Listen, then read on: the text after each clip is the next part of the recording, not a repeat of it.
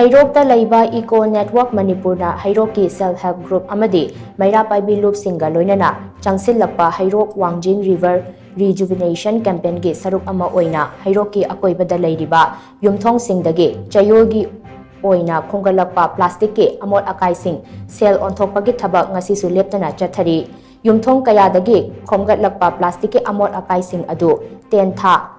Marong Banda LEIBA Asok Traders na recycle taunabagi damak SHEL piduna leiri hiram asiga mari leinana Eco Network Manipur gi President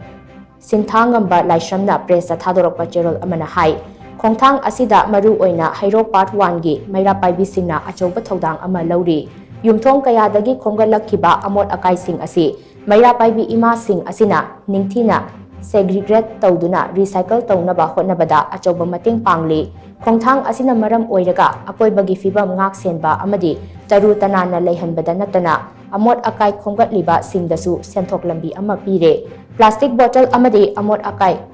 khomjinbada mamang thakta miyamna lanna unaramba adu ngasidi masigi kanaba khangnarakpadagi miyamnasu khongthang asida saruk yabagi chang hengalakliba asi afaba khudam amani hainasu Chayol asina makhatana phongdorakli